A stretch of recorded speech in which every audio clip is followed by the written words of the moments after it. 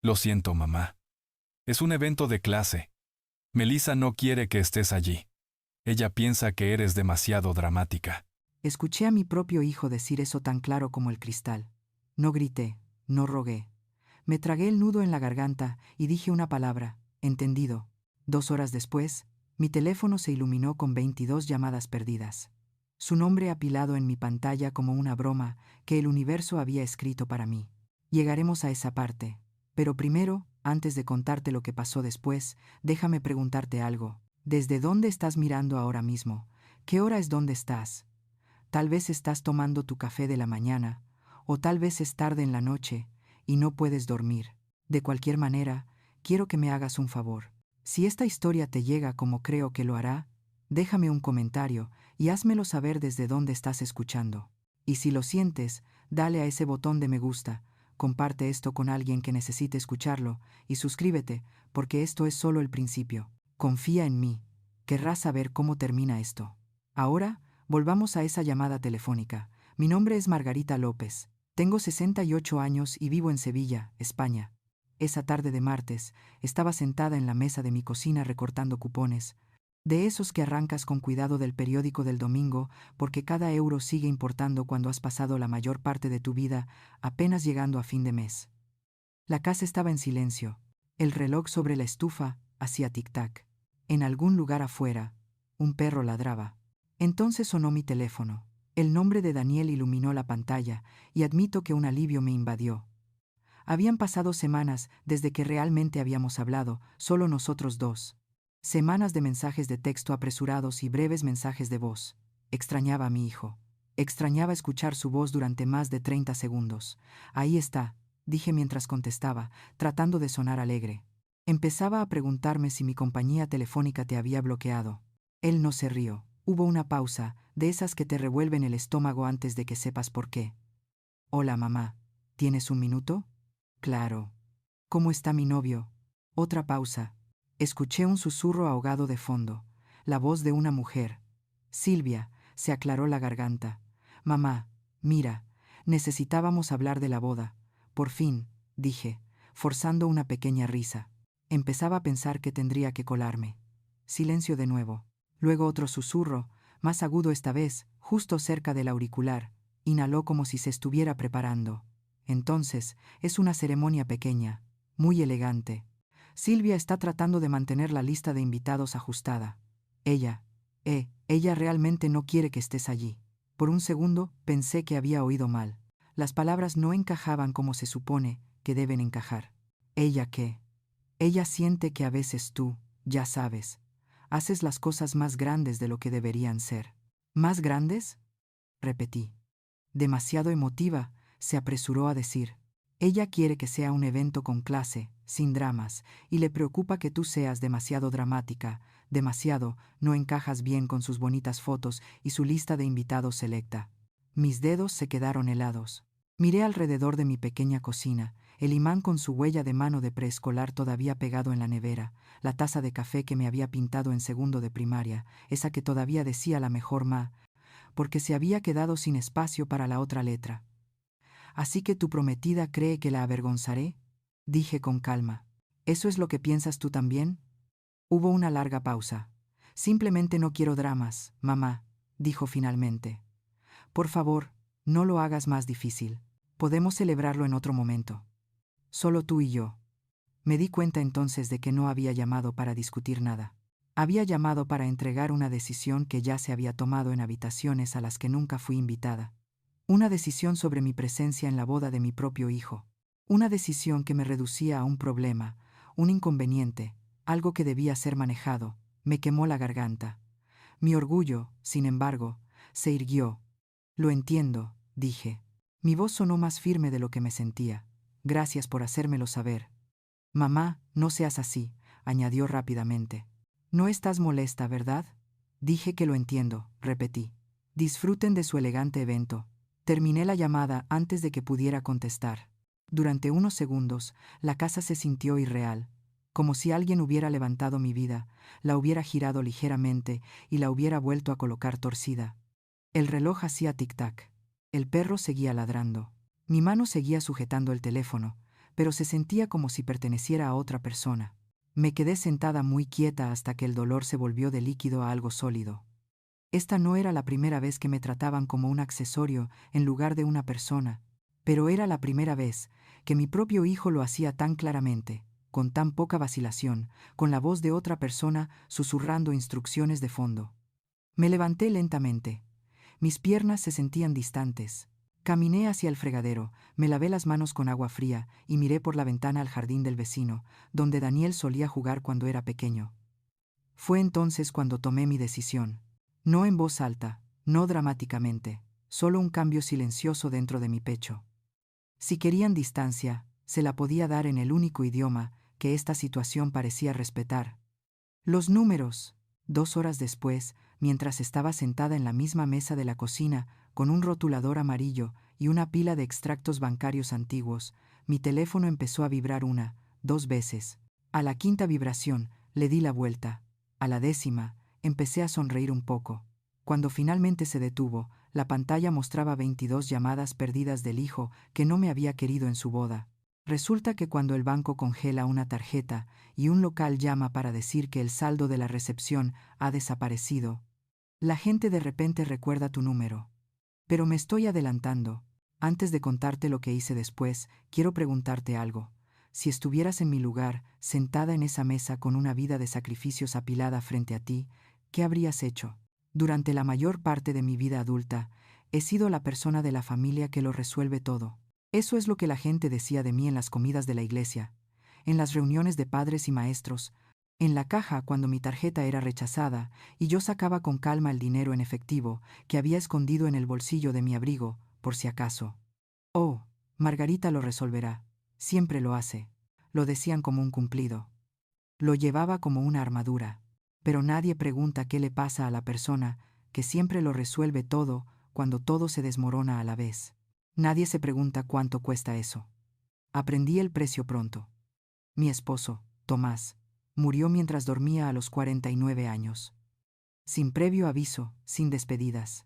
Solo una mañana de martes, cuando me di la vuelta y me di cuenta de que el hombre a mi lado se había ido, el forense dijo que fue el corazón. Quería preguntar por qué su corazón había fallado cuando el mío seguía latiendo.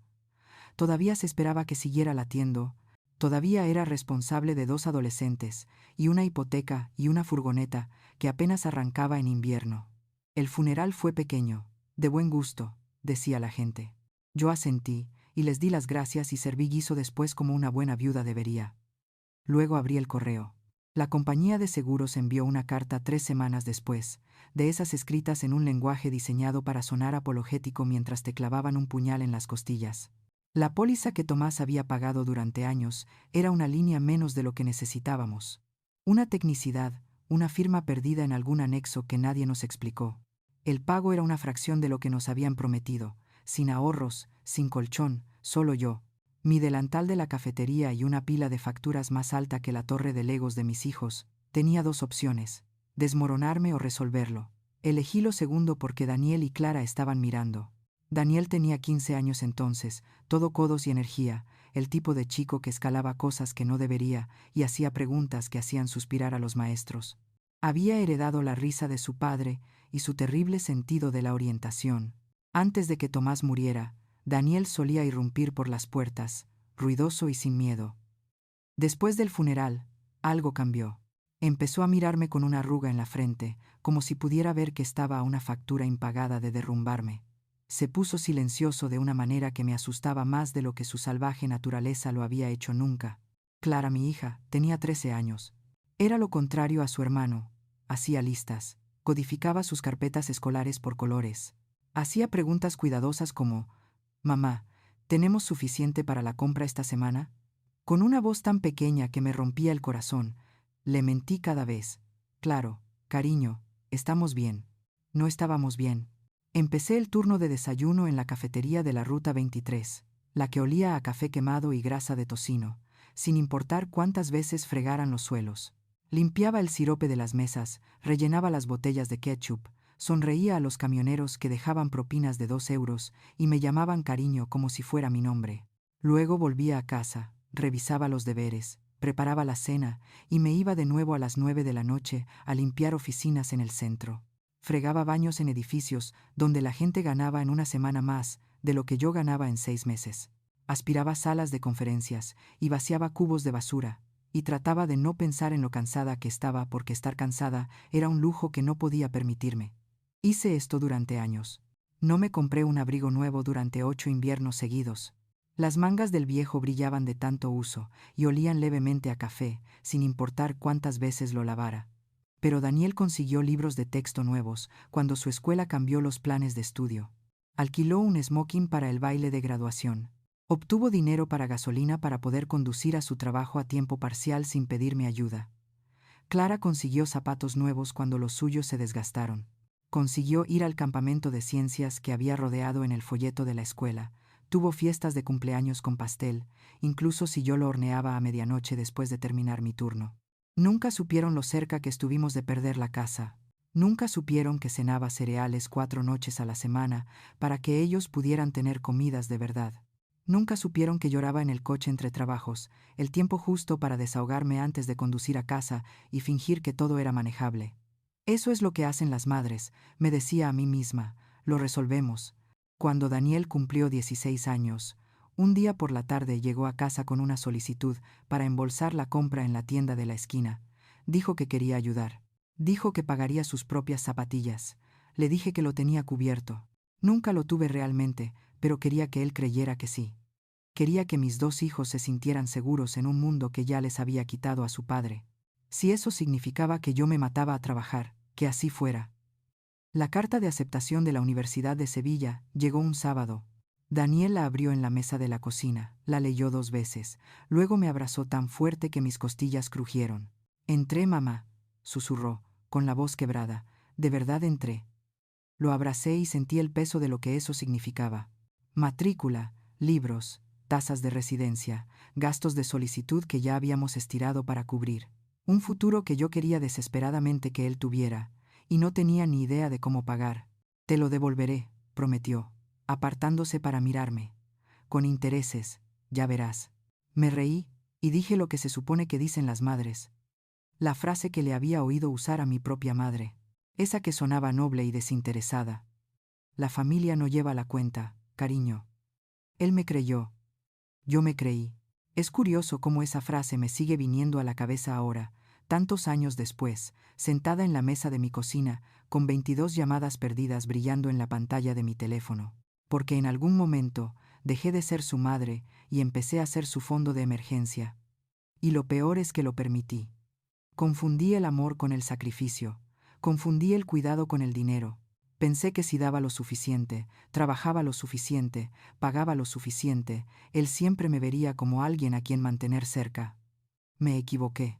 La traición rara vez llega de golpe. Se filtra a través de pequeños momentos que ignoras, a través de comentarios que justificas, a través de lo que te dices a ti misma que es natural. Tal vez por eso la llamada telefónica de la boda no debería haberme sorprendido tanto como lo hizo. Mirando hacia atrás, las señales de advertencia estaban ahí, zumbando de fondo como un frigorífico que dejas de oír hasta que se rompe. Pero antes de mostrarte esas señales, antes de guiarte por cómo una madre se convierte en una cartera y un hijo en un extraño, debes entender una cosa. Amaba a ese chico más que a mi propio aliento. Le habría dado cualquier cosa. Y eso, como resultó, fue el problema. El año en que Daniel empezó la universidad, abrí una segunda cuenta de ahorros en el banco de la calle Larga. La cajera era una joven con ojos amables que me preguntó cómo quería llamarla. Pensé por un momento, con el bolígrafo flotando sobre el formulario. «Proyecto Vuelo», dije. Ella sonrió como si lo entendiera, aunque no podía haberlo hecho. Nadie podía haber entendido lo que esa frase significaba para mí. No se trataba de aviones o vacaciones. Se trataba de darle a mi hijo alas que yo nunca tuve. Se trataba de asegurarme de que, cuando entrara en la edad adulta, no sentiría que el suelo se desmoronaba bajo sus pies como me había pasado a mí. Empecé poco a poco, 20 euros aquí, 50 allá. Cada propina que me parecía generosa, cada turno extra que podía conseguir, cada devolución de impuestos que llegaba en febrero. Lo canalicé todo a esa cuenta y vi crecer los números con una satisfacción que parecía casi sagrada. Esto no era solo dinero. Esto era un colchón, una red de seguridad, una forma de decir, no tienes que tener miedo como yo lo tuve. Llevaba un cuaderno pequeño, de espiral, guardado en el cajón junto a mi cama. En la portada, escribí las mismas palabras con tinta negra. Proyecto Vuelo. Dentro, registraba cada depósito, cada sacrificio, cada elección que hacía para construir algo sólido para él. Las entradas se leían como el diario de una mujer que intentaba comprar tranquilidad. Cita en la peluquería cancelada, ahorrados 60 euros, añadidos a la cuenta, aceptado tercer contrato de limpieza en el bufete de abogados del centro. Agotada, pero vale la pena. Devolución de impuestos, 812 euros. Todo para Daniel. Me decía a mí misma que esto era temporal, que una vez que se graduara y se valiera por sí mismo, podría bajar el ritmo, tal vez incluso parar, tal vez incluso hacer algo por mí misma, aunque ya no podía imaginar cómo sería eso. La matrícula universitaria se comía el dinero más rápido de lo que había previsto, incluso con su beca parcial y los préstamos que sacó, siempre había huecos. Libros que costaban 300 euros por un solo semestre. Tazas de laboratorio que nadie mencionaba hasta que llegaba la factura. Un fallo inesperado del portátil justo antes de los exámenes finales. Cada vez que llamaba con ese tono de disculpa en su voz, yo le decía lo mismo. No te preocupes, cariño. Lo tengo cubierto. Refinancié la casa para liberar efectivo. Cambié la furgoneta destartalada por un Prius de segunda mano que gastaba menos gasolina y costaba menos mantener. Acepté un cuarto contrato de limpieza. En una torre de oficinas en el centro que me exigía trabajar hasta las 2 de la mañana 3 noches a la semana.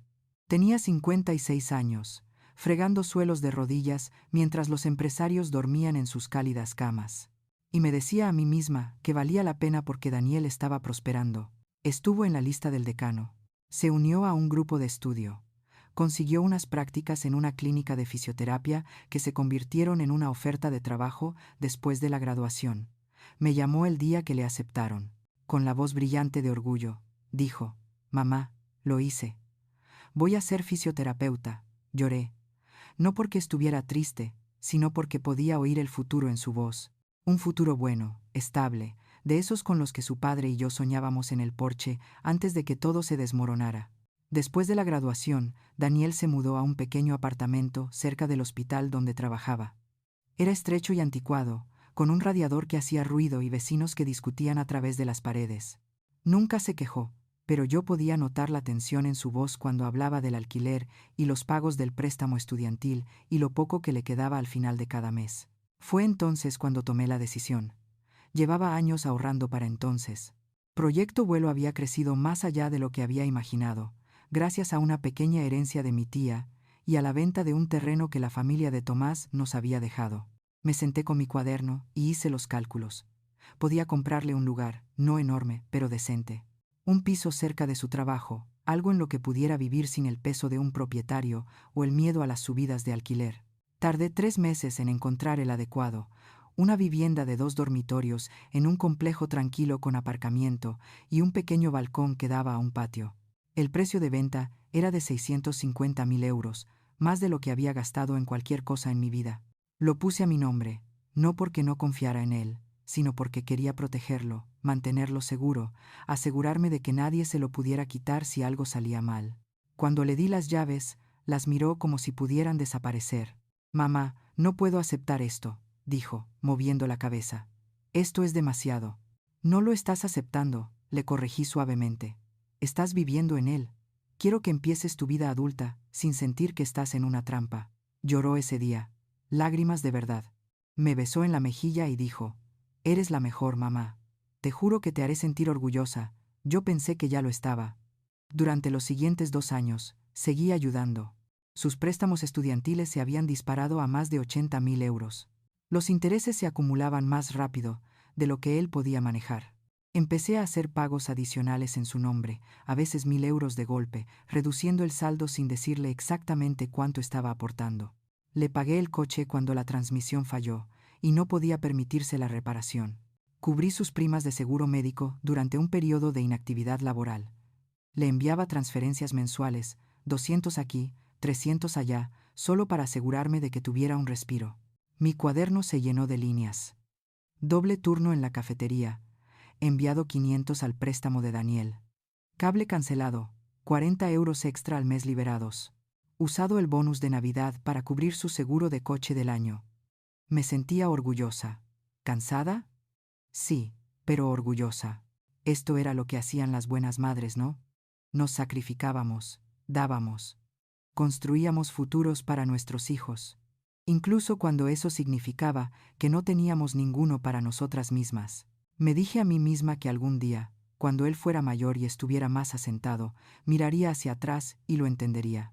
Vería todo lo que había hecho y se sentiría agradecido. Tal vez, incluso, me ayudaría a mí, como yo le había ayudado a él. Un día te lo compensaré, mamá, dijo de nuevo, en su 28 grado cumpleaños, cuando lo sorprendí con un cheque para cubrir la última parte de su deuda estudiantil. Me aferré a esas palabras como a un salvavidas. Un día, me vería no como un recurso, sino como una persona que lo había amado lo suficiente como para darlo todo. Un día, recordaría, pero mientras estaba sentada en la mesa de mi cocina años después, mirando las 22 llamadas perdidas de un hijo que acababa de desinvitarme a su boda, me di cuenta de algo agudo y frío. Un día nunca llega cuando les enseñas a las personas que tu amor no tiene límite ni coste. La conocí un domingo por la tarde a principios de primavera, 3 años después de haberle entregado a Daniel las llaves del piso. Él había llamado la noche anterior, con la voz brillante de esa emoción particular que significaba que algo había cambiado en su mundo. Mamá, quiero que conozcas a alguien. ¿Puedes venir mañana sobre las 2? Mi corazón se aceleró. Quería que la conociera. Eso tenía que significar algo bueno, ¿no? Eso tenía que significar que yo importaba en esa parte de su vida. Me presenté 15 minutos antes con un bizcocho de limón casero, de esos que Daniel solía pedir de niño. Llamé 2 veces, escuché risas dentro y esperé. Cuando la puerta se abrió, ella estaba allí en lugar de él. Silvia. Era hermosa de esa manera pulcra e intencionada que tienen algunas mujeres. Dientes blancos perfectos, cabello que caía en ondas como si acabara de salir de una peluquería. Llevaba unos vaqueros que probablemente costaban más que mi presupuesto semanal de comida y una blusa de seda color champán. Margarita, ¿verdad?, dijo, haciéndose a un lado para dejarme pasar. Su sonrisa era amplia, pero no le llegaba a los ojos. Dani me dijo que llegarías pronto. Pasa, pasa. Nadie le había llamado Dani desde la escuela primaria. Entré en el piso que yo había comprado, sosteniendo mi pastel como una ofrenda, y la encontré encaramada en la encimera de la cocina, copa de vino en mano, como si estuviera posando para una foto que nadie estaba haciendo. Daniel apareció del pasillo, sonriendo. Mamá, esta es Silvia. Silvia, esta es mi mamá. Acabamos de conocernos, dijo Silvia con suavidad, dando un sorbo de vino.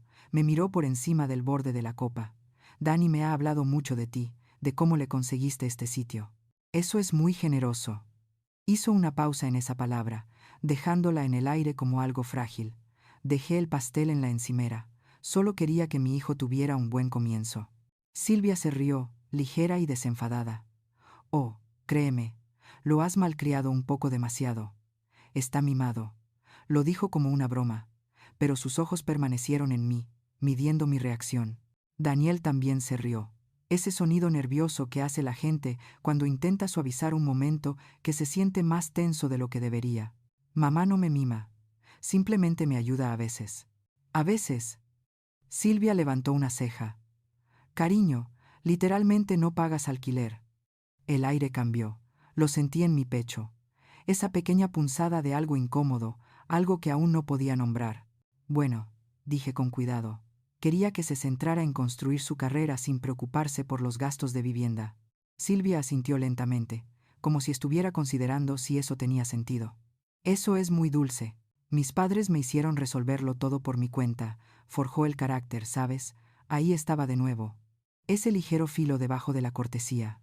La sugerencia de que lo que yo había hecho estaba de alguna manera mal, o al menos era cuestionable. Que había criado a un hijo que no podía valerse por sí mismo. Daniel intervino rápidamente. Tus padres también te pagaron la posgrado, cariño. Ella agitó una mano con desdén. Eso es diferente. Eso es una inversión en educación, no simplemente darle a alguien un piso gratis. Me tragué el escozor y sonreí. ¿Quieres un trozo de pastel? Lo hice esta mañana. Oh, yo no como gluten, dijo Silvia, mirándolo. Pero es muy amable por tu parte. La visita duró 1 hora. Me senté en el sofá que le había ayudado a elegir en el piso que yo había comprado, escuchando a Silvia hablar de su trabajo en marketing, su clase de spinning, su próximo viaje de chicas a Ibiza. Tenía una forma de hablar que hacía que todo sonara a la vez impresionante y agotador, como si su vida fuera una serie de momentos cuidadosamente seleccionados que estaba narrando para una audiencia invisible. Daniel parecía más ligero a su lado, más feliz, tal vez, o tal vez solo distraído. Cuando me fui, él me acompañó a la puerta y me abrazó fuerte. «Es genial, ¿verdad?», susurró. Quise decir algo honesto, algo como me miró como si yo fuera un problema que ella tendrá que resolver eventualmente, pero no lo hice porque él se veía tan esperanzado, y yo no quería ser la madre que no podía alegrarse por su hijo. «Parece muy segura de sí misma», dije en su lugar. Él sonrió. «Lo es. Creo que os llevaréis genial», asentí y me fui. Y de camino a casa, repasé sus palabras en mi cabeza. Demasiado blando, mimado, piso gratis. Me dije a mí misma que le estaba dando demasiadas vueltas, que ella era simplemente una de esas personas directas, de las que dicen lo que piensan sin filtro, que tenía que darle una oportunidad. Así que lo intenté. Durante los meses siguientes, aparecí cuando pensé que podía ser útil. Llevé guisos cuando Daniel mencionó que trabajaban hasta tarde y estaban demasiado cansados para cocinar. Le planché las camisas de vestir cuando su lavadero se inundó y estaban abrumados. Le envié a Silvia una tarjeta de cumpleaños con un cheque regalo para un spa dentro, esperando que eso pudiera suavizar cualquier distancia que sentía que crecía entre nosotras. Me envió un mensaje de texto de agradecimiento, solo 2 palabras y una carita sonriente. Daniel llamaba con menos frecuencia. Cuando lo hacía, las conversaciones eran cortas. «No puedo hablar mucho, mamá. Estamos preparando la comida». «Oye, lo siento. Estamos saliendo. Te llamo más tarde». El más tarde nunca llegaba. Y cuando conseguía localizarlo, la voz de Silvia a menudo se oía de fondo, ligera y dulce, diciendo cosas como: «Cariño, dile a tu mamá que la visitaremos pronto», en un tono que sugería que pronto era una forma educada de decir nunca. Empecé a notar pequeñas cosas. La forma en que Silvia contestaba su teléfono cuando yo llamaba, su voz melosa: «Está en la ducha, Margarita. Le diré que te devuelva la llamada». Nunca lo hizo. La forma en que ella publicaba fotos de ellos en almuerzos, cenas y viajes de fin de semana sin mencionarme nunca, incluso cuando yo había sido la que pagó la gasolina o le dio dinero a Daniel para cubrir el hotel. Me decía a mí misma que esto era normal, que las parejas creaban sus propios mundos, que yo estaba siendo demasiado sensible. Pero luego estaban los comentarios, pequeños, casuales, de los que se sentían como cortes de papel. «Dani y yo estamos tratando de ser más independientes, ¿sabes? De valernos por nosotros mismos. Estamos pensando en lo que significa ser una verdadera pareja sin ayuda externa». Ayuda externa. Eso es en lo que me había convertido. No su madre, no alguien que lo amaba, solo ayuda externa que debía ser eliminada gradualmente. Empecé a esforzarme más. Envié mensajes de texto reflexivos. Me ofrecía a cuidar a su perro cuando viajaban. Hice preguntas sobre el trabajo de Silvia, sus aficiones, su familia. Quería que ella me viera como alguien segura, como alguien que no era una amenaza. Pero cuanto más lo intentaba, más sentía que estaba siendo evaluada, juzgada, medida con algún estándar invisible. Seguía fracasando. Daniel no parecía darse cuenta, o si lo hacía, no decía nada. Simplemente flotaba entre nosotros, tratando de mantener a todos contentos, su sonrisa cada vez más fina cada vez que lo veía. Y cuando las fotos de compromiso aparecieron en línea, hermosas y brillantes, me di cuenta de algo que me revolvió el estómago. No me estaban apartando porque hubiera hecho algo mal. Me estaban apartando porque había hecho demasiado. Porque Silvia veía a un hombre al que se le había dado todo y decidió que la persona que lo había dado era el problema, no el regalo. El cambio ocurrió tan gradualmente que casi no me di cuenta, como ver una puesta de sol. Un momento hay luz y al siguiente estás de pie, en la oscuridad, preguntándote cuándo se puso tan frío. Las llamadas telefónicas cambiaron primero. Daniel solía llamar los domingos por la noche, nuestra tradición desde que se fue a la universidad. Hablábamos de su semana, de mi semana. Nada profundo, solo el cómodo ir y venir de 2 personas que conocían sus ritmos. Esas llamadas a veces se extendían más de 1 hora, divagando por temas hasta que uno de nosotros finalmente decía: «Debería dejarte ir». Luego se convirtieron en 30 minutos. Luego en 20, luego en 10. «Hola, mamá. No puedo hablar mucho. Estamos a punto de salir. Lo siento, estamos en medio de la preparación de la comida. Te llamo más tarde. Nunca lo hizo. Y cada vez más, cuando le llamaba, no era su voz la que contestaba. Hola, Margarita. Soy Silvia. Dani está en la ducha. Acaba de llegar del gimnasio, totalmente agotado. Le diré que has llamado. Está tomando algo con unos amigos. ¿Quieres que te llame más tarde? Su tono siempre era agradable, siempre brillante. Pero había algo debajo, algo firme, como una puerta que se cierra en silencio pero deliberadamente. Empecé a sentir que necesitaba permiso para hablar con mi propio hijo. El anuncio de compromiso apareció en mi teléfono a las 9:30 de un jueves por la noche. Estaba doblando la ropa frente al televisor, viendo un programa de cocina que realmente no estaba prestando atención cuando la notificación iluminó mi pantalla. Daniel había publicado una foto, él de rodillas junto a un río, Silvia con la mano en la boca, el anillo brillando con la luz de la hora dorada. El pie de foto decía, dijo que sí, el hombre más afortunado del mundo. Ya tenía 342 me gusta. Los comentarios se amontonaban.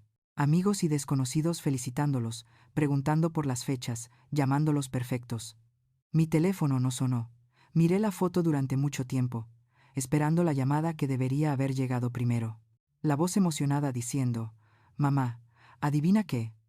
La oportunidad de escuchar la noticia de él en lugar de un algoritmo». No llegó. Me dije a mí misma que estaba bien. Los jóvenes vivían en línea, así es como compartían noticias.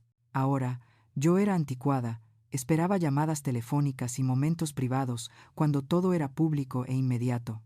Me desplacé a la sección de comentarios y escribí, «Felicidades, cariño. Te quiero mucho. Es una mujer afortunada». Añadí un emoji de corazón, luego lo borré, luego lo añadí de nuevo, publicado.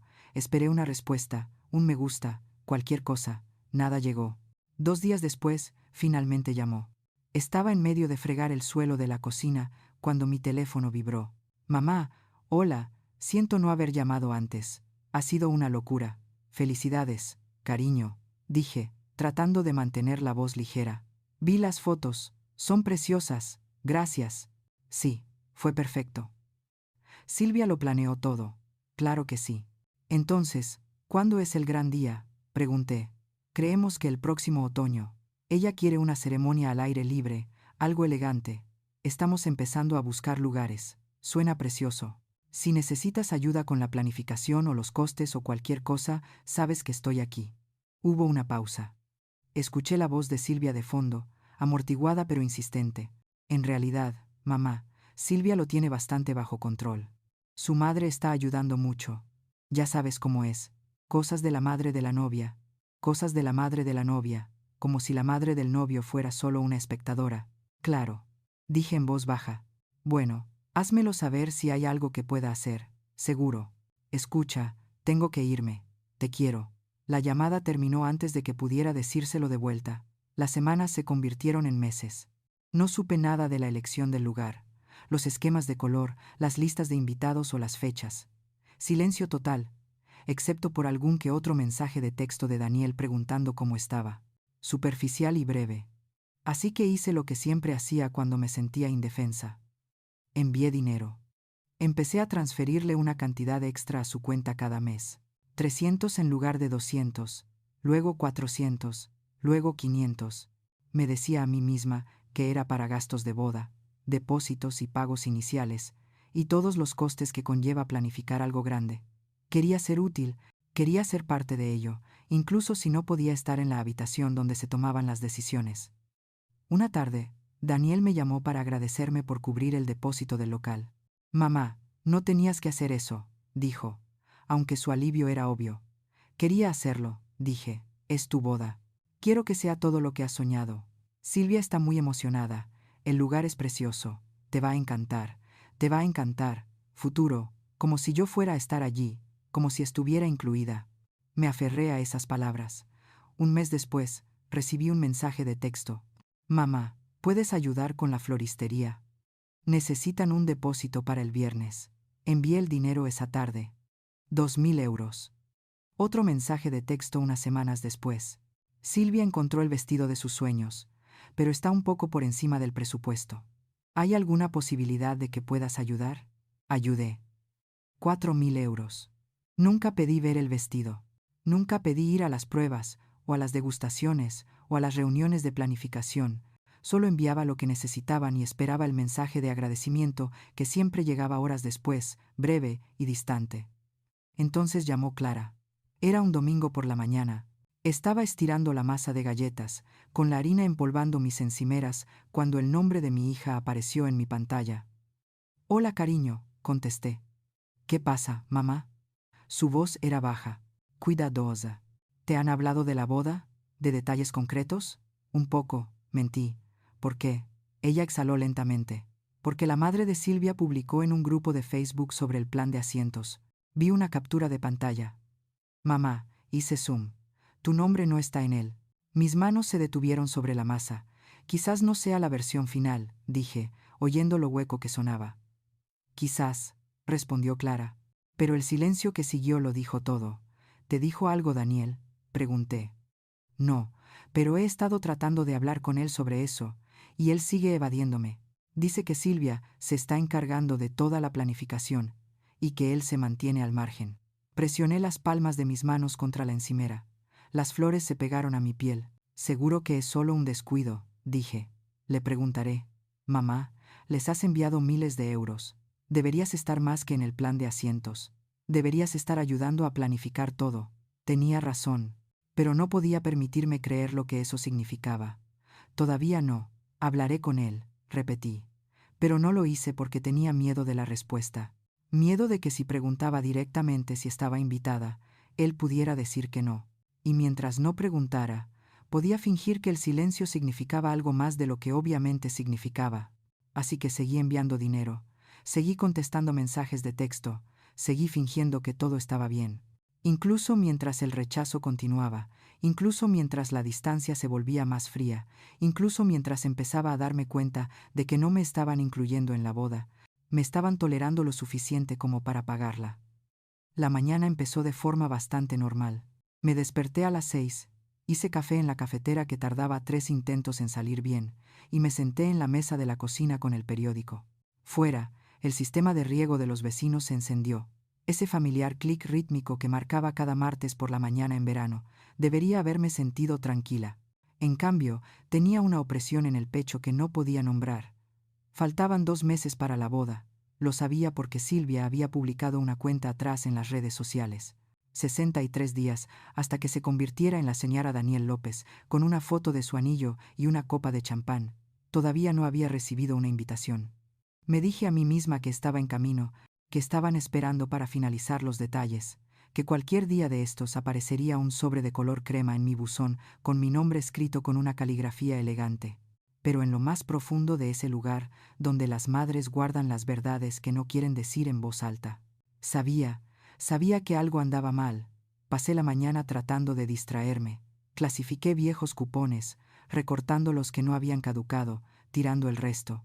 Limpié encimeras que ya estaban limpias. Reorganicé los tarros de la despensa por tamaño, luego por etiqueta, y luego de nuevo. Cualquier cosa para mantener mis manos ocupadas y mi mente tranquila. Fue entonces cuando sonó mi teléfono. El nombre de Daniel en la pantalla me produjo una sacudida, alivio, esperanza, tal vez incluso alegría. Por fin, pensé. Por fin llama para hablar de la boda, para preguntarme por mi vestido, por si quería ir con Clara, por lo que pensaba del lugar. Contesté al segundo timbrazo, forzando la alegría en mi voz. Lo que siguió no fue una conversación. Fue un veredicto. No necesito contarte cada palabra de nuevo. Lo escuchaste al principio, el tono cuidadoso, las instrucciones susurradas de Silvia de fondo, las palabras evento con clase y demasiado dramática cayendo de la boca de mi hijo, como si las hubieran ensayado. Pero lo que no te conté fue lo que pasó dentro de mí mientras él hablaba. Hay un momento en que la traición golpea, donde tu cuerpo lo sabe antes de que tu mente lo capte. Mis manos se enfriaron primero, luego mi cara se sonrojó, mi garganta se cerró como si hubiera tragado algo afilado. Miré la mesa a los cupones que había estado organizando, y de repente parecían ridículos, patéticos. Aquí estaba yo, recortando 25 céntimos de jabón para platos, mientras mi hijo estaba en un piso que yo había comprado, planeando una boda que yo había financiado, y me decía que no era lo suficientemente buena para asistir. La palabra que seguía resonando en mi cabeza no era clase ni dramática, era reclasificada. Eso es lo que había pasado. En algún momento, había sido reclasificada, no como su madre, no como la mujer que lo había criado, alimentado, trabajado hasta la extenuación para que él pudiera tener un futuro. Había sido reclasificada como un problema, una vergüenza, algo que debía ser manejado y finalmente eliminado. Cuando me preguntó si estaba molesta, casi me reí. Molesta no lo cubría. Estar molesto era para llamadas perdidas o cumpleaños olvidados. Esto era algo completamente diferente. Este fue el momento en que me di cuenta de que había pasado 30 años construyendo una relación con alguien que me veía como opcional.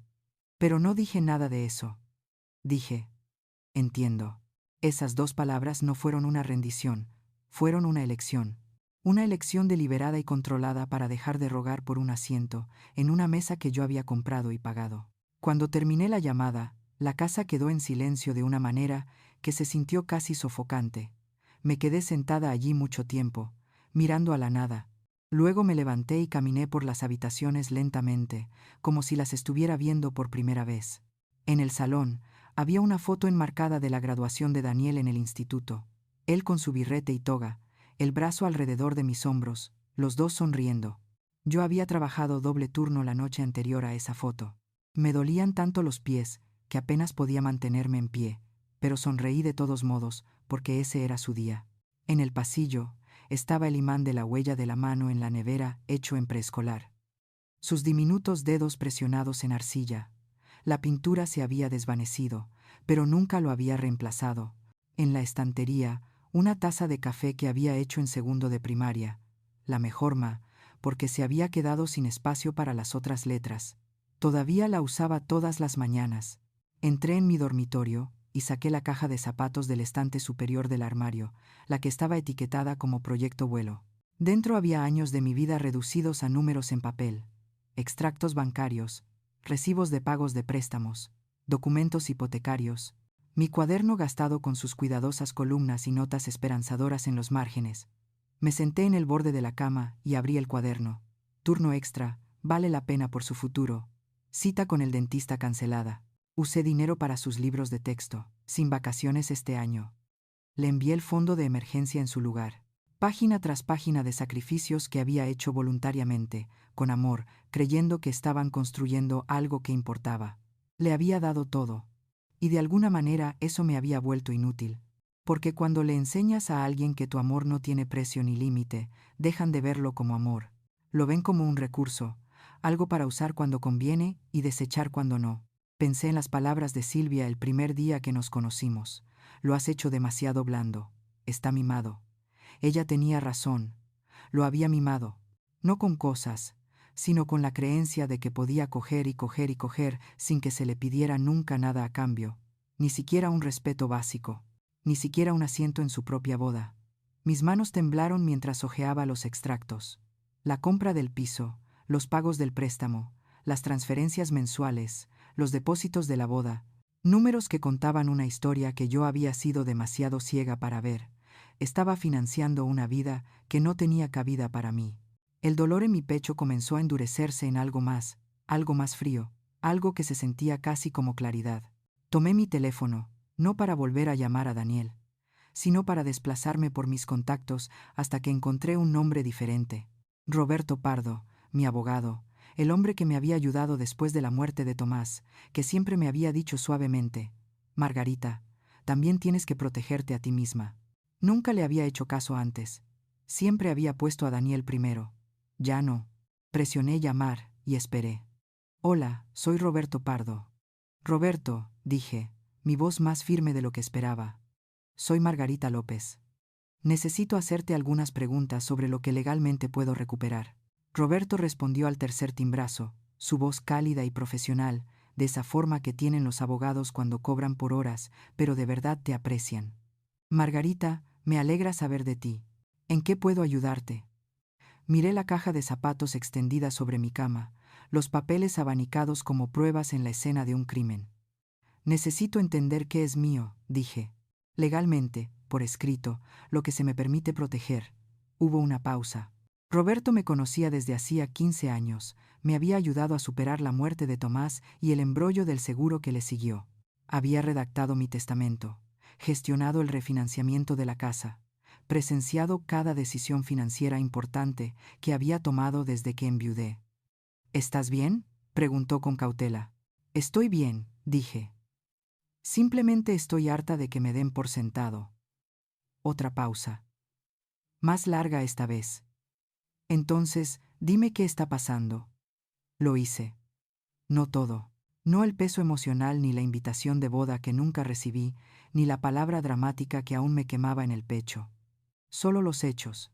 El piso que había comprado a mi nombre, las transferencias mensuales, los gastos de boda, los años de apoyo que se habían convertido en expectativas. Y ahora, terminé. Necesito saber qué puedo recuperar. Roberto no habló de inmediato. Escuché el sonido de papeles crujiendo, un cajón abriéndose. Margarita, el piso es tuyo. Tu nombre está en la escritura. No estás obligada a dejar que nadie viva allí, gratis, familiar o no. ¿Puedo pedirle que se vaya? Sí, tendrías que darle el aviso adecuado. 30 días en Sevilla. Pero sí, es tu propiedad. Escribí eso en un trozo de papel. 30 días. ¿Y el dinero que he estado transfiriendo? Si proviene de tus cuentas y eres tú quien lo autoriza, puedes detenerlo en cualquier momento. No se requiere explicación. ¿Y los gastos de la boda? Exhaló lentamente. Si pagaste los depósitos directamente a los proveedores y tu nombre figura en esos contratos, puedes cancelarlos. Puede que pierdas algunos depósitos dependiendo de las políticas del proveedor, pero estás en tu derecho. Sentí que algo cambiaba dentro de mí. No era exactamente alivio. Algo más agudo, control. ¿Y mi testamento?, pregunté. ¿Qué pasa con él? Quiero que Daniel sea eliminado como albacea. Quiero asegurarme de que si me pasa algo, él no tenga acceso a nada. Hubo un largo silencio al otro lado. Margarita, dijo Roberto suavemente. ¿Estás segura de esto? Son pasos importantes. Nunca he estado más segura de nada en mi vida. Muy bien. Podemos actualizar tu testamento, cambiar el albacea, nombrar a una parte neutral, ajustar a los beneficiarios si quieres, pero necesito preguntar, ¿hay alguna posibilidad de que te arrepientas de esto en unos meses cuando las emociones se calmen? Miré el cuaderno en mi regazo, los años de anotaciones escritas de mi puño y letra, reparación de coche omitida, envié dinero a Daniel en su lugar, trabajé con gripe. No podía permitirme faltar a un turno. Enviado 200 euros extra de la devolución de impuestos, todo para sus préstamos estudiantiles. No, dije en voz baja, no me arrepentiré. Entonces programemos una cita para que vengas. Repasaremos todo. Nos aseguraremos de que estés protegida. ¿Cuándo podemos hacerlo? Tengo un hueco el jueves a las 10. Estaré allí. Después de colgar, me senté en el silencio de mi habitación y empecé a sumar números. El precio de compra del piso, 650.000 euros. Pagos de préstamos estudiantiles durante 3 años, aproximadamente 37.000 euros. Transferencias mensuales durante 5 años, al menos 200 al mes. A veces más, 15.000 de forma conservadora. Pagos de emergencia, reparaciones de coche, facturas médicas, lagunas de seguro, otros 8.000 euros. Gastos de boda hasta ahora. Depósito del local, vestido, florista, pago inicial del catering, 12.000 euros. Lo escribí todo en columnas cuidadosas, revisando mis cálculos, asegurándome de no exagerar o recordar mal. El total me revolvió el estómago. 722.000 euros. Esa era una estimación conservadora. No incluía las comidas que había llevado, el dinero para gasolina, los pequeños regalos, los cheques de cumpleaños, la compra que había hecho cuando les visitaba, los muebles que había ayudado a pagar. 722.000 euros a lo largo de su vida adulta. ¿Y para qué? Para que pudiera estar en una casa que yo había comprado y decirme que era demasiado dramática para asistir a su boda. Para que su prometida pudiera beber vino en una cocina que yo había pagado y llamarlo mimado, mientras se beneficiaba de cada euro que yo había sacrificado, para que yo pudiera ser útil pero invisible, valorada pero no respetada. Pensé en todas las veces que lo justifiqué. Eso es lo que hacen las madres. La familia no lleva la cuenta. Él lo entenderá algún día. Pero la familia sí lleva la cuenta cuando una parte lo da todo y la otra toma sin gratitud. Y se supone que las madres no deben financiar su propia desaparición. Cerré el cuaderno y apilé los papeles de nuevo en la caja de zapatos, pero no la guardé. La dejé en la cama donde pudiera verla, un recordatorio de lo que ya no estaba dispuesta a dar. Luego abrí mi portátil e inicié sesión en mi cuenta bancaria. La transferencia automática a la cuenta de Daniel estaba programada para la semana siguiente, 250 euros como un reloj, como respirar. Hice clic en ella y leí los detalles. Empezó hace 3 años. Nunca se perdió un mes. Mi cursor flotó sobre el botón de cancelar. Un clic. Eso es todo lo que haría falta. Pensé en llamarle primero, explicarle, darle una oportunidad para disculparse, para darse cuenta de lo que había hecho, para arreglarlo, pero luego recordé su voz al teléfono, la facilidad con la que me dio la noticia, la falta de vacilación, la forma en que me había pedido que no hiciera las cosas más difíciles, como si mis sentimientos fueran un inconveniente para el que no tenía tiempo. Hice clic en cancelar. Apareció una pantalla de confirmación. ¿Estás segura de que quieres cancelar esta transferencia recurrente? Hice clic en sí. Luego seguí con el resto. La tarjeta de crédito compartida que le había dado para emergencias y que había usado para cenas y viajes. Llamé al banco y la hice desactivar. La cuenta de ahorros que le había abierto como colchón. La transferí de nuevo a mi cuenta principal. El plan de pagos que había establecido con el local de la boda. Envié un correo electrónico solicitando la cancelación y un reembolso de la parte que fuera elegible. Cada clic se sentía como tirar de un hilo, viendo cómo algo que había pasado años construyendo se deshacía lentamente. Pero no se sentía destructivo, se sentía como recuperarme a mí misma. Cuando el sol se puso detrás de las casas de enfrente, había desmantelado todas las conexiones financieras entre nosotros. No más apoyo automático, no más contribuciones silenciosas, no más ser la red de seguridad invisible que nadie apreciaba hasta que desaparecía. Hice una lista de los siguientes pasos, cosas que manejaría en persona o con la ayuda de Roberto. Cambiar las cerraduras, notificación formal de desalojo, testamento actualizado, documentación de todo en caso de que intentara reclamar que le debía algo.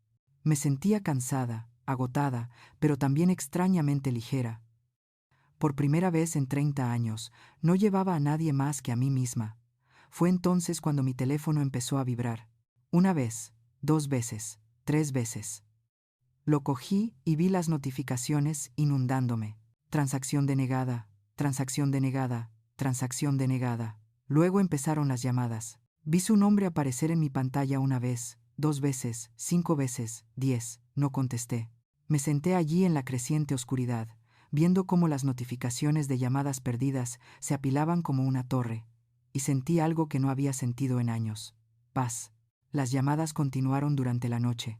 Cuando me desperté el jueves por la mañana, había 43 llamadas perdidas y una docena de mensajes de texto, cada uno más frenético que el anterior. Mamá, llámame. Algo anda mal con las tarjetas. Mamá, en serio, esto no es divertido. El local está llamando por el pago. ¿Por qué no contestas? Necesitamos hablar. Los borré sin leer más allá de las primeras palabras. A las 9:50, estaba sentada en la oficina de Roberto con la caja de zapatos en mi regazo y una taza de café que se enfriaba en mi mano. Su oficina olía a cuero y libros viejos, el tipo de lugar que se sentía serio y seguro al mismo tiempo. Extendió los documentos sobre su escritorio, con las gafas de lectura posadas en la nariz. Primero lo primero, dijo, mirándome. El piso. ¿Quieres que se vaya? Sí, redactaré un aviso formal hoy. 30 días es el requisito legal en Sevilla.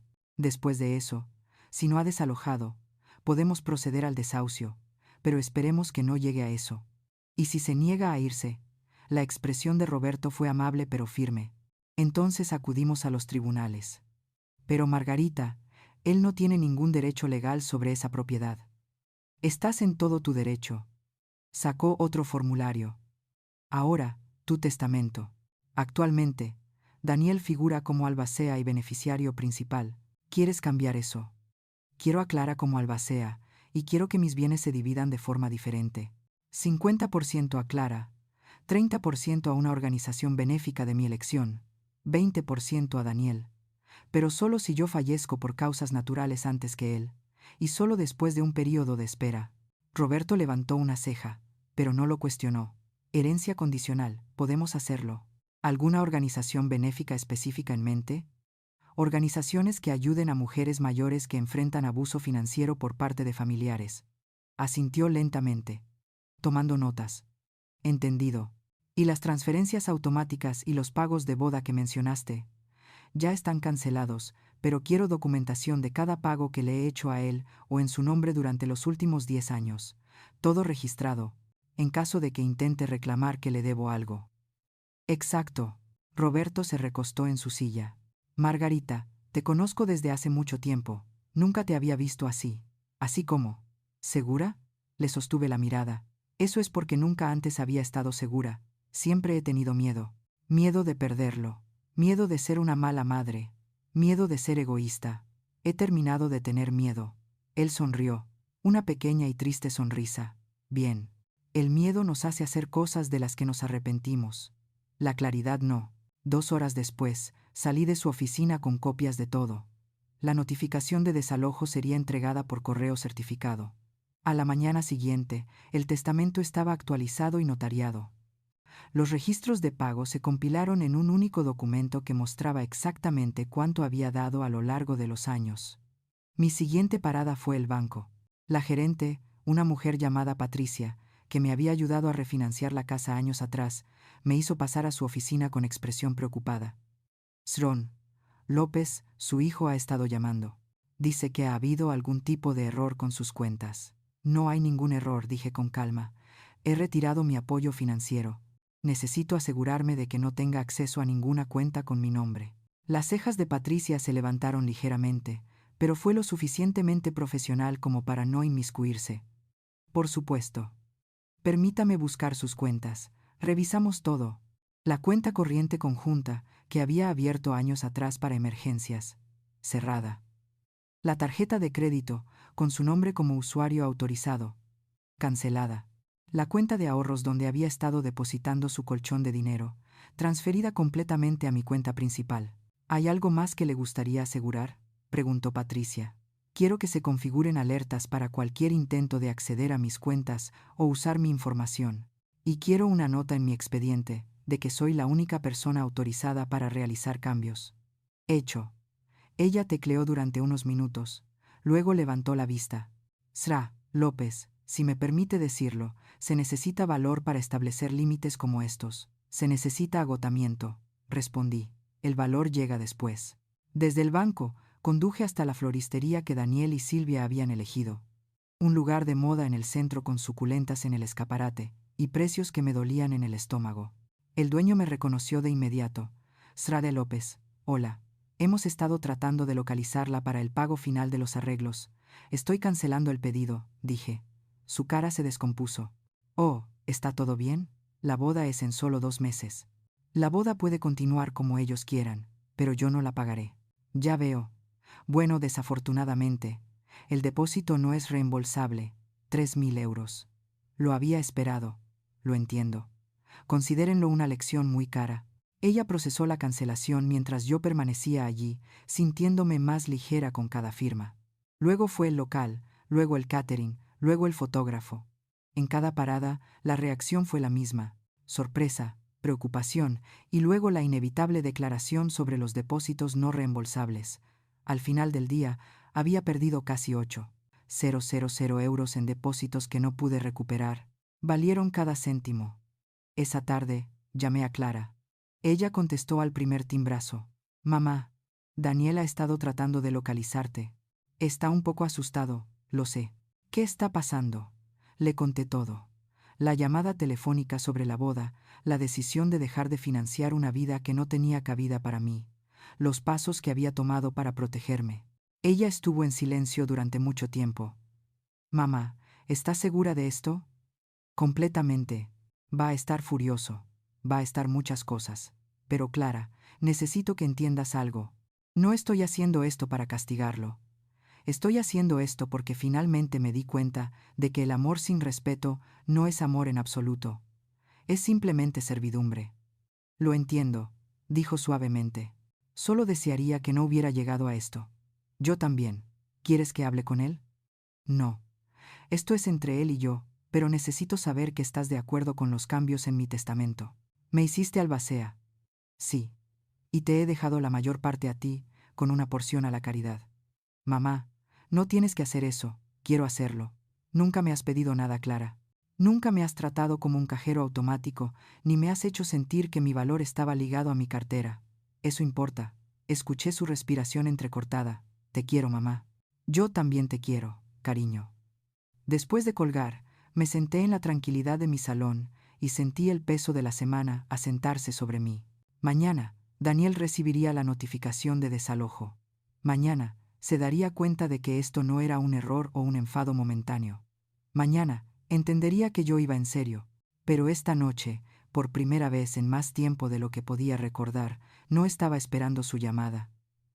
No esperaba su aprobación, no intentaba ganarme un lugar en su vida.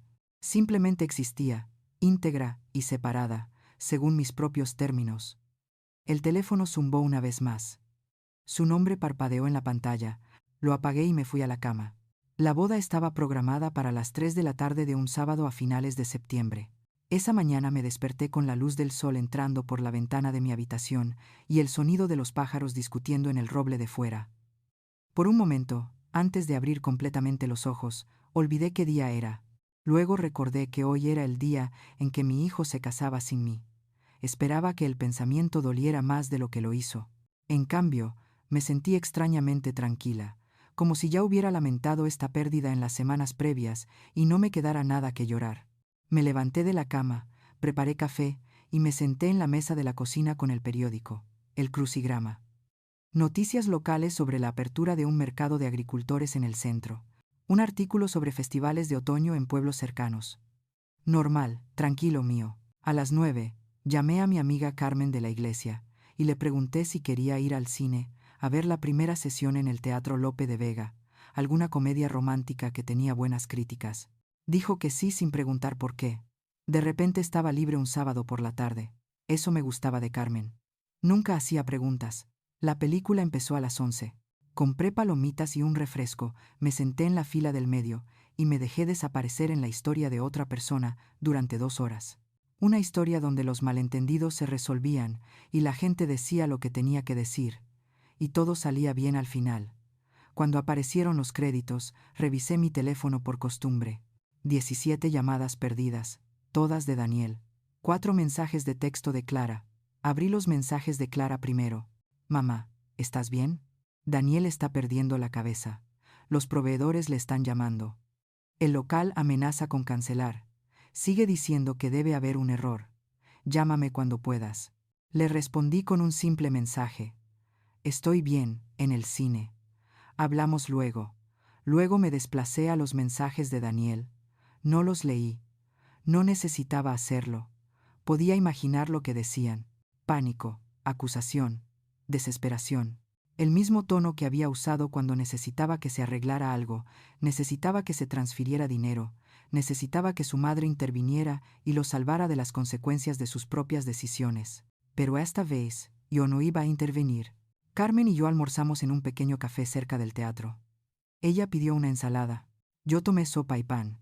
Y hablamos de sus nietos y del nuevo cura de la iglesia, y de si valía la pena unirse al club de lectura de la biblioteca.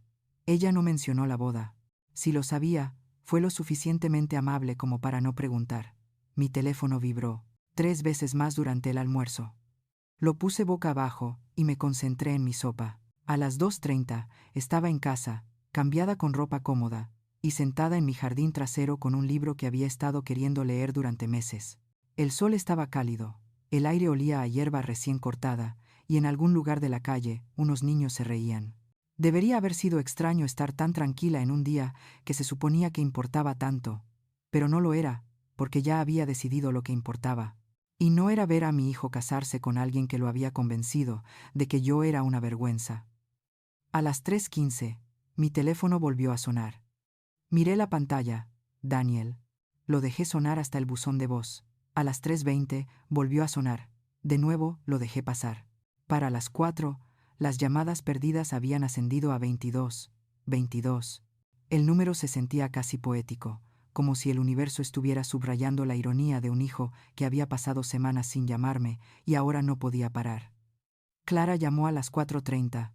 Esta vez, contesté. Mamá, dijo, su voz tensa. Es un desastre. ¿Qué pasó? El coordinador del local apareció y dijo que el pago final nunca se realizó. La madre de Silvia intentó usar una tarjeta de crédito, pero fue rechazada. Las tarjetas de Daniel tampoco funcionan, están tratando desesperadamente de averiguar cómo pagar todo, y la ceremonia más o menos sucedió. La trasladaron al senador de afuera porque no podían usar el espacio interior sin pagar. La mitad de los invitados se fueron temprano porque no hay recepción. El catering recogió y se fue. El fotógrafo se niega a entregar las fotos hasta que alguien le pague. Debería haberme sentido triunfante, reivindicada, con una ráfaga de satisfacción al ver cómo todo se desmoronaba. En cambio, solo me sentí cansada. ¿Cómo está Daniel?, pregunté en voz baja. Furioso, avergonzado. Silvia está llorando. Su madre no para de hacer llamadas, tratando de arreglar las cosas. Daniel no para de decir: todo esto es un error, que tú no harías esto a propósito. Pero no es un error. No, dijo Clara, no lo es. Hubo una pausa. Escuché voces de fondo, agudas y frenéticas. Él sabe que fuiste tú, ¿verdad?, pregunté. Sí, se dio cuenta hace una hora. Mamá, va a venir. Déjalo. ¿Estás segura? Estoy segura. Esta conversación hace mucho que debería haber ocurrido. Después de colgar, me senté en el jardín trasero durante otra hora, viendo cómo las sombras se alargaban sobre la hierba.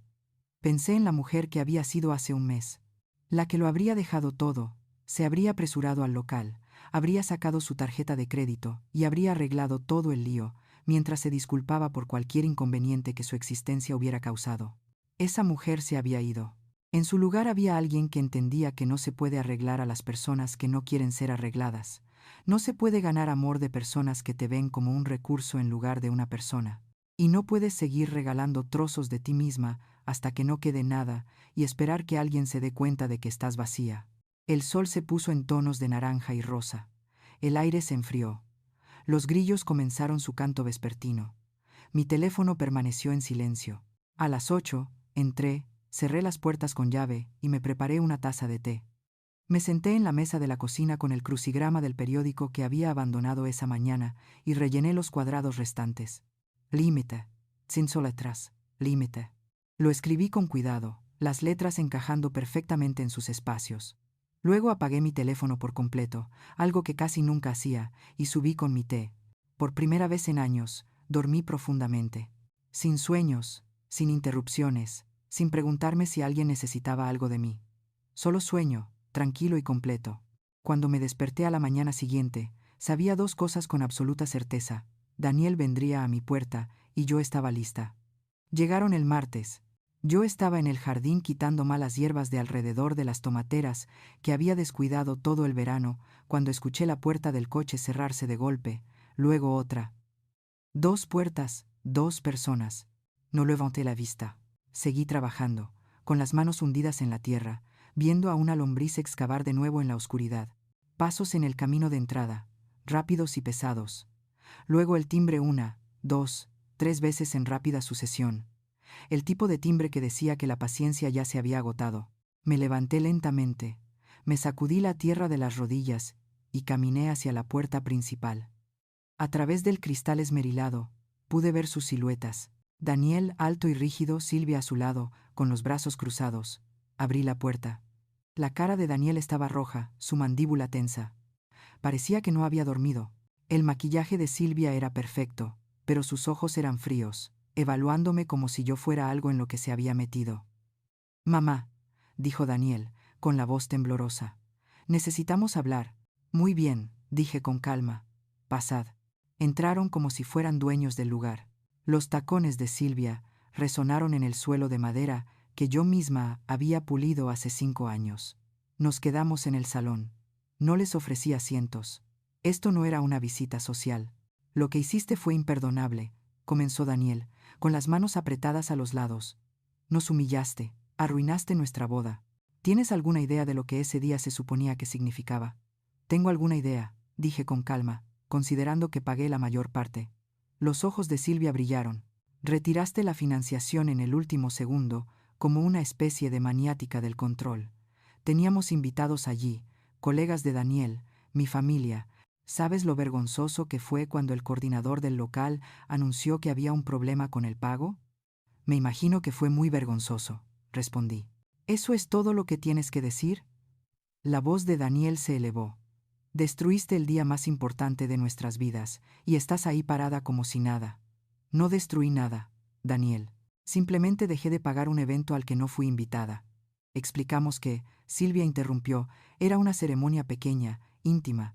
No podíamos invitar a todo el mundo, pero pudiste invitar a la gente suficiente para necesitar un local con capacidad para 200 personas, dije en voz baja. Pudiste invitar a colegas, a primos lejanos y amigos de la universidad.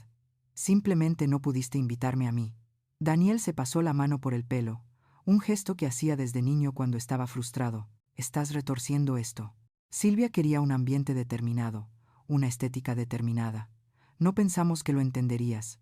Una estética en la que yo era demasiado dramática para encajar. Silvia dio un paso al frente.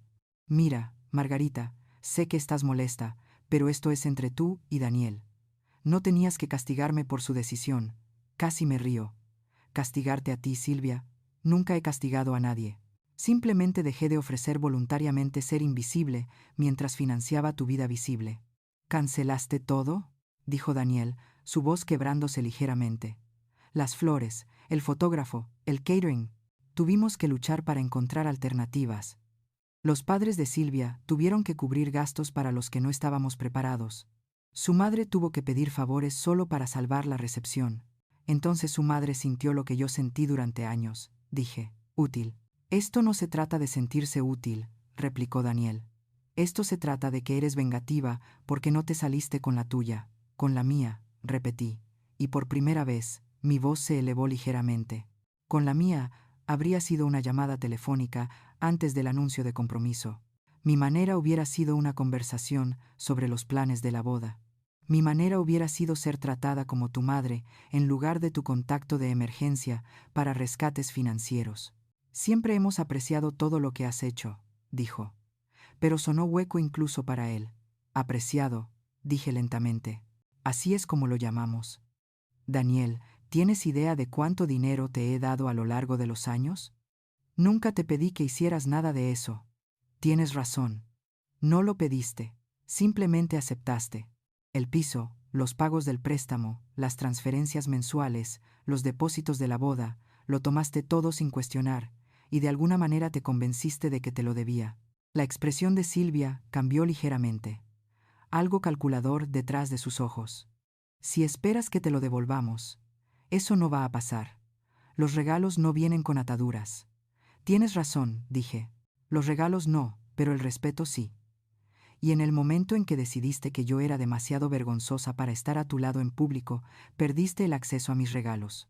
La familia no lleva la cuenta, dijo Daniel, y reconocí la frase inmediatamente, mis propias palabras arrojadas contra mí como un arma.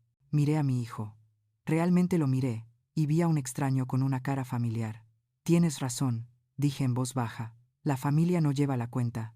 Pero tú empezaste a llevar la cuenta en el momento en que decidiste que mi presencia valía menos que mi dinero.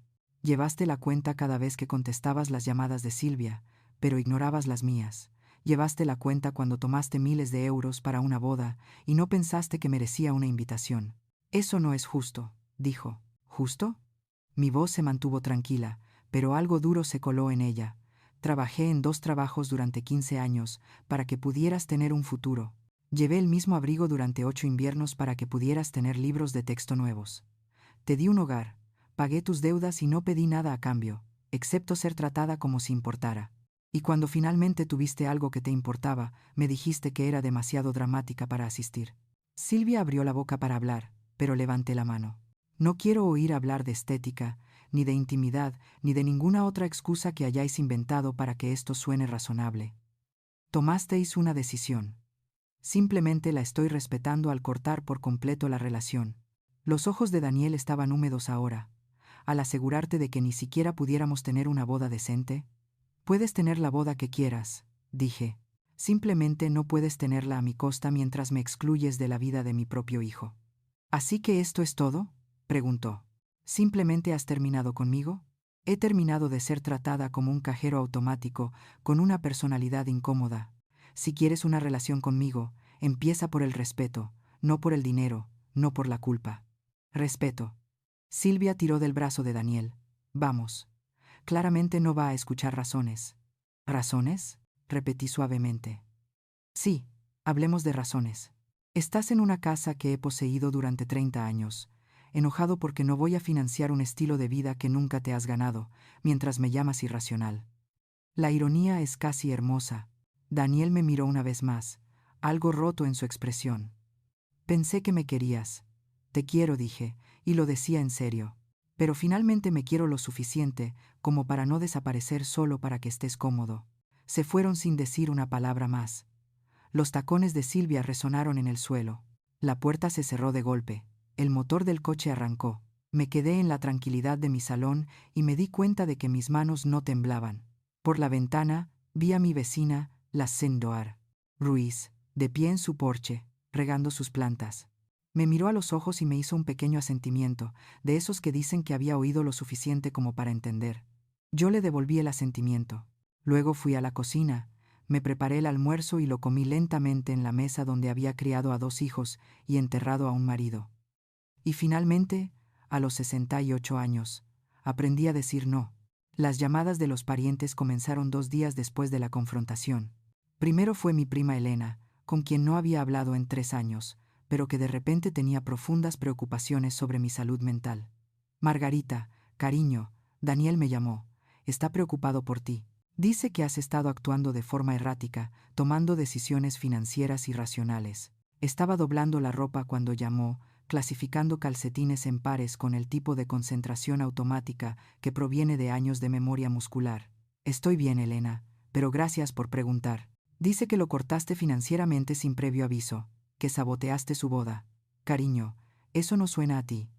Suena exactamente como alguien que finalmente estableció un límite. Hubo una pausa. Pero es tu hijo. ¿No crees que estás siendo un poco dura? Cometió un error. Él no cometió un error, Elena. Tomó una decisión. Y yo estoy tomando la mía. La familia se supone que perdona, insistió. La familia también se supone que se respeta mutuamente. Estaré aquí cuando él esté listo para hacerlo. Ella suspiró. Un suspiro que decía que yo estaba siendo difícil. Bueno, espero que lo reconsideres. Sería horrible perder tu relación con tu hijo por algo así. Después de colgar, me pregunté cuánto de la historia le había contado realmente Daniel. Dudaba que hubiera mencionado la desinvitación a la boda o los años de apoyo financiero. Solo la parte en la que su madre de repente se volvió irracional. Mi hermano llamó después, luego la hermana de Tomás, luego alguien de la iglesia cuyo nombre apenas reconocía. Cada conversación seguía el mismo guión. Preocupación, suave presión, la sugerencia de que estaba exagerando, que debería ser la persona más madura, que las familias resuelven las cosas. Nadie me pidió mi versión de la historia. Ya habían decidido que yo estaba equivocada. A los que me importaban, les expliqué con calma. No grité, ni lloré, ni me justifiqué más allá de los hechos básicos. A los que llamaban por obligación o curiosidad, simplemente les dije que apreciaba su preocupación y terminé la conversación.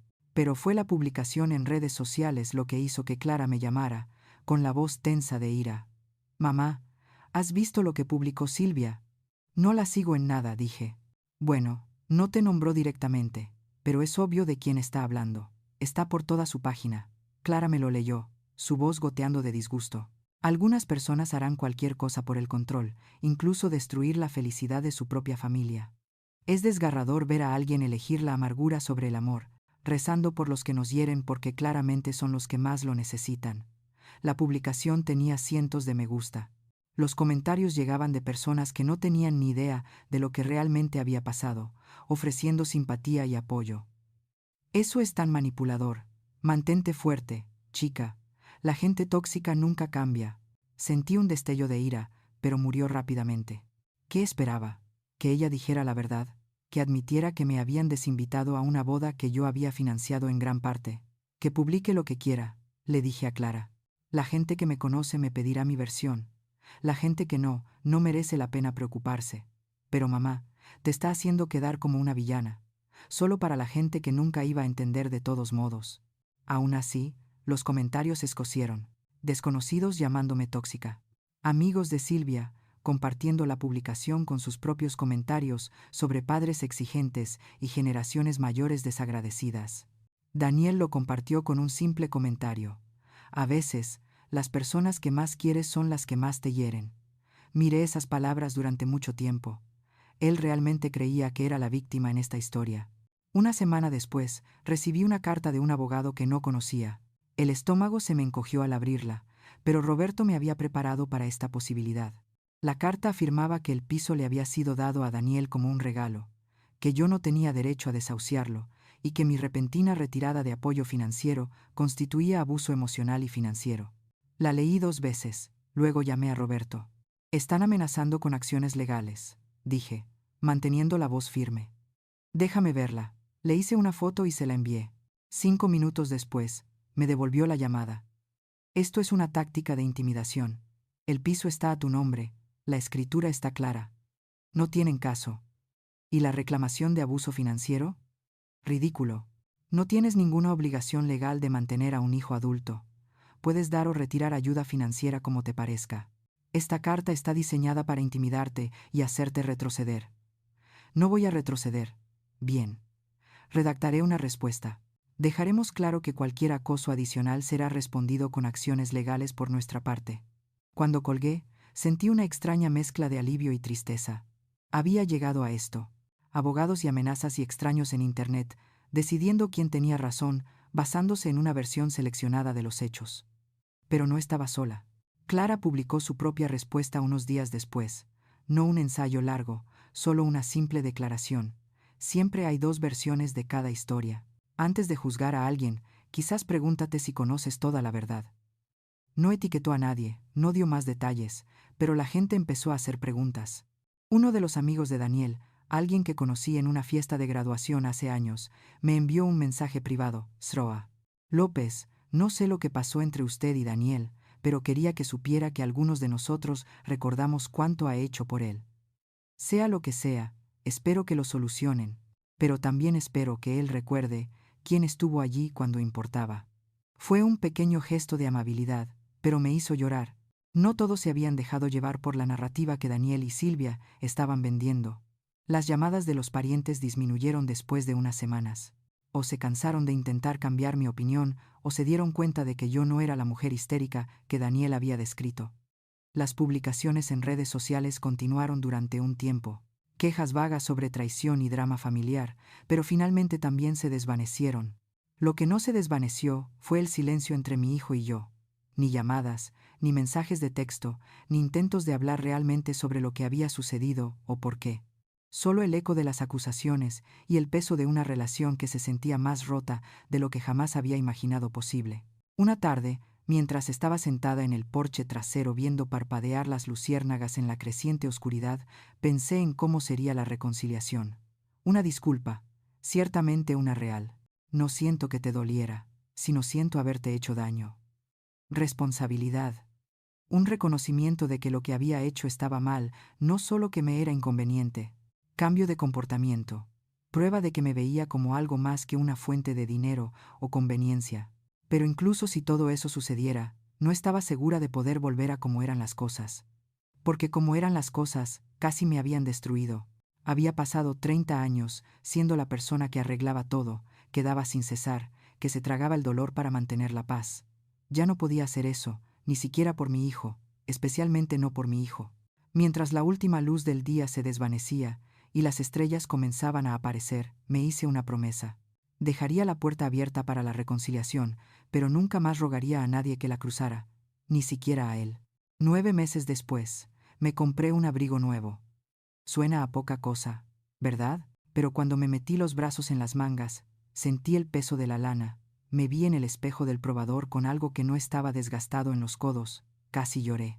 La vendedora me preguntó si me quedaba bien. Es perfecto, dije, y lo decía en serio. Ese abrigo se convirtió en un símbolo de todo lo que había cambiado, no solo en mi armario, sino en mi vida. La situación del piso se resolvió más silenciosamente de lo que esperaba. Daniel se mudó 3 semanas después de recibir la notificación de desalojo, dejando las llaves en la encimera de la cocina sin decir una palabra. Contraté un servicio de limpieza, repinté las paredes y lo puse en alquiler. Una joven enfermera llamada Kenia firmó un contrato 2 meses después. Me recordaba un poco a Clara, organizada y considerada. el tipo de persona que enviaba el cheque del alquiler 5 días antes y enviaba un mensaje de texto para preguntar si podía plantar flores en el patio. Los ingresos del alquiler fueron a una cuenta nueva, una que etiqueté el futuro de Margarita en mi aplicación bancaria. Usé parte de ese dinero para cosas que me había negado durante años. Un viaje de fin de semana a las cataratas del Niágara con Carmen, una clase de cerámica en el centro cívico que se impartía los jueves por la tarde, una donación mensual fija a una organización que ayudaba a mujeres mayores que sufrían abusos económicos por parte de familiares. Esto último fue lo más importante. Encontré la organización benéfica en línea mientras investigaba mi propia situación. Me encontré con historias de mujeres que lo habían dado todo a sus hijos o nietos solo para ser abandonadas una vez que el dinero se agotó. Mujeres que habían perdido sus casas, sus ahorros, su dignidad. Leí sus historias y me vi a mí misma en cada una de ellas. Así que di no solo dinero, sino tiempo.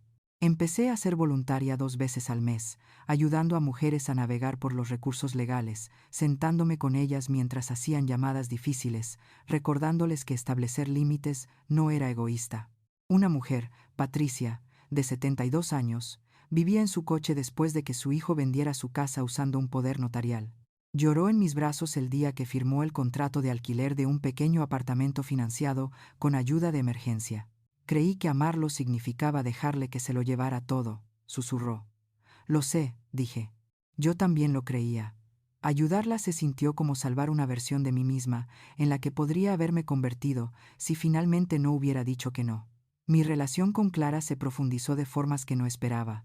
Empezamos a almorzar cada 2 domingos. Largas conversaciones que divagaban desde libros hasta política, pasando por el complicado dolor de ver a alguien que amas tomar decisiones que te hieren. Ella nunca me presionó para que me reconciliara con Daniel. Ella entendió que algunas fracturas no sanan solo con el paso del tiempo. En cuanto a Daniel, el silencio se prolongó. 3 meses después de la boda, envió un solo mensaje de texto. ¿Podemos hablar? Respondí. Cuando estés listo para disculparte por cómo me trataste, estoy aquí. Nunca respondió. 6 meses después, me enteré por Clara de que él y Silvia estaban pasando apuros económicos. El mercado de alquiler estaba ajustado. Sus ingresos combinados no eran suficientes sin mis contribuciones mensuales. Se habían mudado a un apartamento más pequeño. Habían vendido el coche que yo le había ayudado a comprar. Vivían una versión de la edad adulta de la que tanto me había esforzado por protegerle. Una parte de mí le dolía. La madre que hay en mí quería arreglarlo, enviarle dinero, facilitarle las cosas. Pero la mujer en la que me había convertido lo sabía mejor. La lucha no era crueldad, era educación, y él necesitaba aprender lo que yo había sabido toda mi vida. Que la seguridad no se da, se construye. Y no se puede construir nada real sobre el sacrificio de otra persona. Pensaba a menudo en esa primera llamada telefónica, la forma en que su voz había sonado cuando me dijo que no estaba invitada, la palabra dramática resonando en mi cocina, las 22 llamadas perdidas que se habían acumulado horas después cuando se dio cuenta de lo que realmente costaba mi ausencia. Ese momento había sido un regalo, aunque no lo pareciera. Me había obligado a ver lo que había estado evitando durante años, que había confundido el amor con una transacción, que le había enseñado que mi valor se medía en euros, no en dignidad, que me había entregado tanto que casi no quedaba nada. Pero esto es lo que aprendí en esos 9 meses de silencio y reconstrucción. Puedes amar a alguien y aún así negarte a que te destruya. Puedes llorar una relación sin arrepentirte de los límites que la terminaron. Puedes ser una buena madre sin ser un pozo sin fondo de recursos. Y puedes empezar de nuevo a los 68 años, con nada más que tu nombre y tu autoestima, y construir algo por lo que valga la pena vivir. No era rica. Los ingresos del alquiler ayudaban, pero seguía trabajando a tiempo parcial en la biblioteca, seguía recortando cupones, seguía controlando mi presupuesto con cuidado. La diferencia era que ahora lo hacía por mí. Me compré una televisión pequeña para mi dormitorio, me suscribí a un servicio de streaming, me llevé a cenar por mi cumpleaños y pedí postres sin mirar el precio. Planté un jardín que produjo más de lo que podía comer y di verduras a mis vecinos. Me uní al club de lectura de la iglesia. Dije sí a invitaciones que antes rechazaba porque estaba demasiado cansada o demasiado preocupada por el dinero. Vivía no de forma extravagante, no de forma imprudente, sino plenamente como yo misma, sin pedir disculpas. Una tarde a principios de primavera, casi un año después de esa devastadora llamada telefónica, Estaba sentada en mi porche con una taza de té, cuando la Cera Ruiz, la vecina de al lado, se acercó. Margarita, quería decirte algo, dijo, sentándose en la silla de al lado. ¿Qué es eso? Te ves diferente, más ligera de alguna manera. Pensé en eso por un momento. Me siento más ligera. Bien, dijo. Te lo mereces. Te vi cargar con el peso de ese chico durante años. Me alegra que finalmente lo hayas soltado. Nos sentamos en un cómodo silencio, viendo a los niños del vecindario andar en bicicleta por la calle, sus risas flotando en el aire cálido. Pensé en qué consejo le daría a alguien en mi posición hace un año. Alguien sentado en la mesa de la cocina, con el corazón roto, preguntándose si establecer límites la convertía en una mala madre. Les diría esto: el amor no se puede demostrar con recibos. Los padres no son cajeros automáticos con emociones inconvenientes. Y si alguien te trata como un accesorio mientras te quita todo lo que tienes, en algún momento tienes que dejar de pagar la factura. No por despecho, no por venganza, sino por el simple reconocimiento de que tú también importas, que tu vida tiene valor más allá de lo que puedes proporcionar, que ser necesitado no es lo mismo que ser amado. No sé si Daniel y yo alguna vez repararemos lo que se rompió entre nosotros. Algunos días espero que sí. Otros días acepto que tal vez no. Pero de cualquier manera, voy a estar bien porque finalmente aprendí la lección que había estado tratando de enseñarle toda su vida: cómo valerse por sí mismo. Así que antes de irme, quiero preguntarte lo mismo que pregunté al principio de esta historia. Si alguien a quien amas te trata como si solo fueras valioso cuando eres útil, cuando pagas, cuando eres callado y conveniente, ¿en qué momento finalmente dejas de financiar tu propia desaparición? Piensa en eso. Y si esta historia significó algo para ti, si la sentiste en tu pecho como yo la sentí en el mío, déjame un comentario. Dime desde dónde estás mirando. Dime si alguna vez tuviste que elegir entre ser amado y ser respetado. Dale a ese botón de me gusta. Comparte esto con alguien que necesite escucharlo. Y suscríbete porque cada uno de nosotros tiene una historia sobre el momento en que finalmente nos elegimos a nosotros mismos. Esta fue la mía. Mi nombre es Margarita López. Tengo 68 años. Vivo en Sevilla, España, y ya no soy el plan B de nadie.